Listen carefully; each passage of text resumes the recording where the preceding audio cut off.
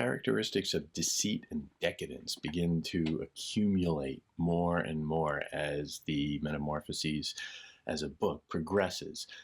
You could say that this is history catching up from the ages of the creation and the ancient distant past to the more modern Roman contemporary times that Ovid was really criticizing.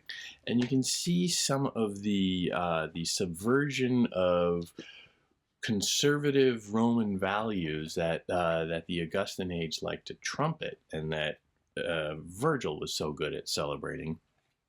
You can see that subversion coming about in a question of the role, in its questioning of the role of gender, which you begin to see very conspicuously in the very end of Book 9 with Iphis and Isis. A tale of a gender switch. The story goes that a man from a man of somewhat middling straits, let's say, not a wealthy man, and his wife are expecting a baby.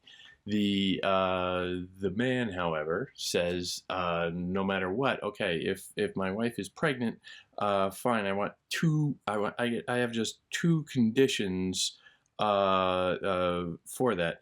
I pray to heaven on your account an easy birth and a son.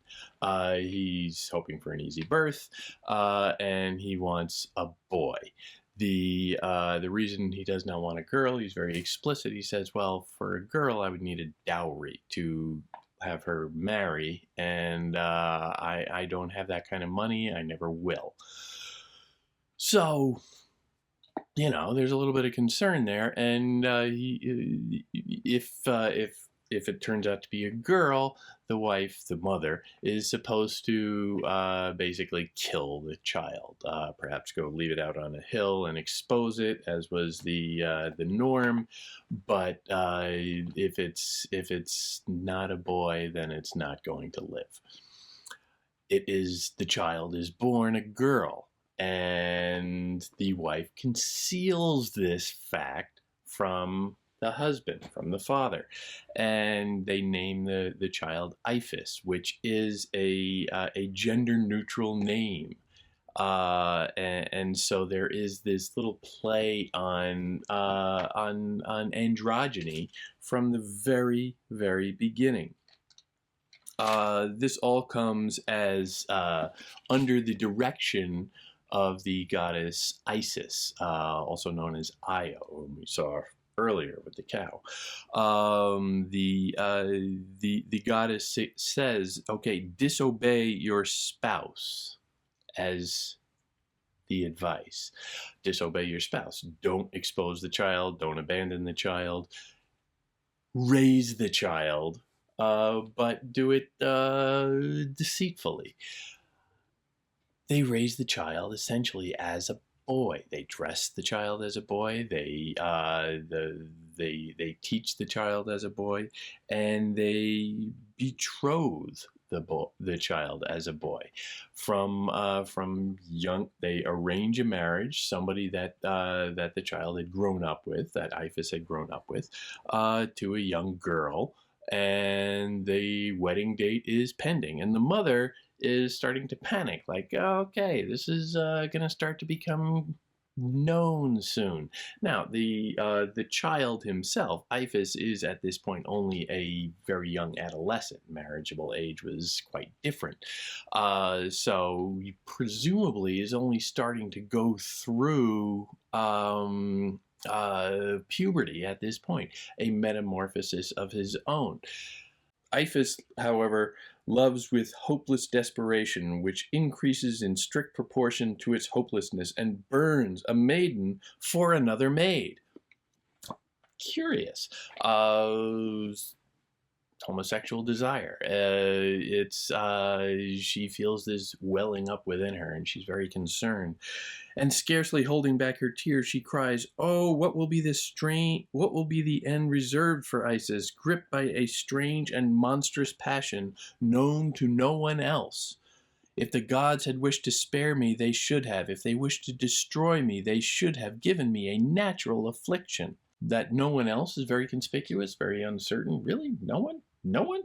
A strange and monstrous passion? It doesn't seem that strange or monstrous at this moment. It seems honestly fairly innocent. These are young children who are discovering their sexuality. And is it strange and monstrous? That seems a little over the top. But also then they go into, well, if the gods had wished to destroy me, they should have given me a natural affliction. And she goes into this comparison with nature. Cows do not burn for cows, nor mares for mares. The ram will have his sheep, the stag his does, and birds will do the same when they assemble. There are no animals whose females lust for other females. I wish that I were dead. This is sad. But B, this is a very, insistent reference to the natural order. And, well, I'm not sure exactly how well zoology was going then, but scientists have charted and noted and done many reports about some fairly consistent percentages of same-sex relationships in the animal kingdom. So maybe that's a little bit of a ruse that Ovid is playing with there. Maybe it was less known. I'm not sure where he's going with that, but it's a little uncertain. Iphis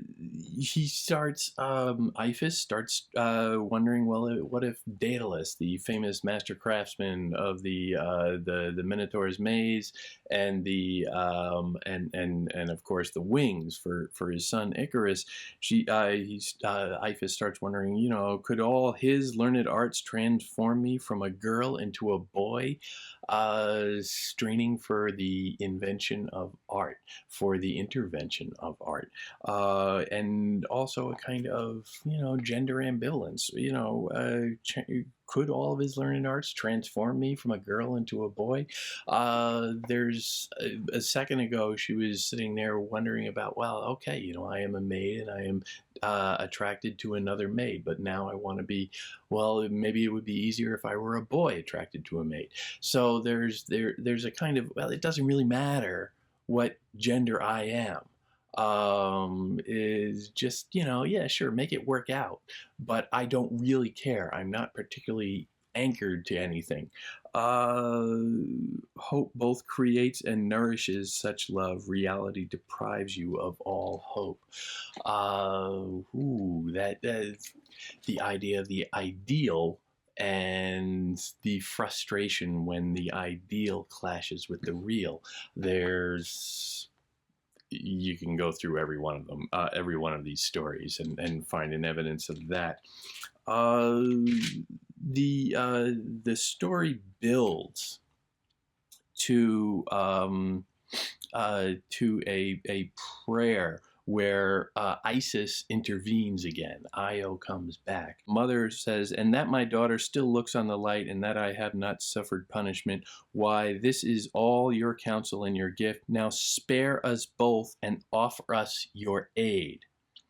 Warm tears were in attendance on her words. The altar of the goddess seemed to move, it did move. And the temple doors were shaken, and the horns, her lunar emblem, glowed with light, and the bronze rattles sounded. Just look at that curious little thing. Altar of the goddess seemed to move, it did move. The virtual preceded the actual. From seemed to did. From a state of potential to a state of existence. It's a curious little moment, but it just flips over the becoming. It flips over the metamorphosis again. It's a state of one state and then another immediately. But then the actual transformation is narrated. Not yet secure, but nonetheless delighted in this omen, the mother left with Iphis following, and as was her wont, but now with longer strides, darker complexion, and with greater force, a keener countenance, and with her hair shorter than usual and unadorned, and with more vigor than a woman has. All of these characteristics are now realized. But significantly, they're also superficial. They're also almost arbitrary. The darker complexion, okay. The longer strides, I'm not sure that's a physical, verifiable gender attribute. Greater force and keener countenance, and her hair shorter than usual and unadorned, and with more vigor than a woman has. Well, short hair, not really. All of these are very superficial. Nowhere in this does it say that she suddenly had a penis. That is really not part of the story here. It's all very superficial. It's all very almost silly, irrelevant. The notion of gender is sort of held up as, well, almost silly. They bring the goddess gifts and add to them a votive tablet with these lines inscribed: gifts Iphis promised when he was a maid, transformed into a boy he gladly paid. A complete gender reversal, and one couched into this cute little rhyme. It's just a nice little bumper sticker, but it's so superficial once again. But then the last lines of the book are really kind of significant. The next day's sun revealed the great wide world, with Venus, Juno, and Hymen all together, gathered beneath the smoking nuptial torches, and Iphis in possession of Ianthe, his bride. In possession jumps out at me. Is this really about gender, or is this really about patriarchy? Is this really about power? As long as one of them is going to be the boy, what's the difference? As long as the boy is the one in power. Iphis is in possession of Ianthe. Gender is irrelevant. Whether Iphis has a penis or not is irrelevant, but is performing the outward role, holds the outward appearance of masculinity, and so to the world is the man in the relationship, and thus has the power. The patriarchy is maintained. That's the landing they stick with this story. That is the end result. That's all that really matters at the end. The power. The notion of economic hierarchy is interestingly buttressed here, where we begin with a concern about economics. Iphis's parents don't have a lot of money. They can't afford to raise a daughter. It ends with that image of authority overall. Venus, Juno, and Hymen all together gathered beneath the smoking nuptial torches. So the idea of a wedding, the idea of marriage itself, is superimposed with authority, power, the goddesses available. Isis is the goddess of childbirth. Venus is the goddess of beauty and love. Juno is the goddess of marriage. Hymen is the god of I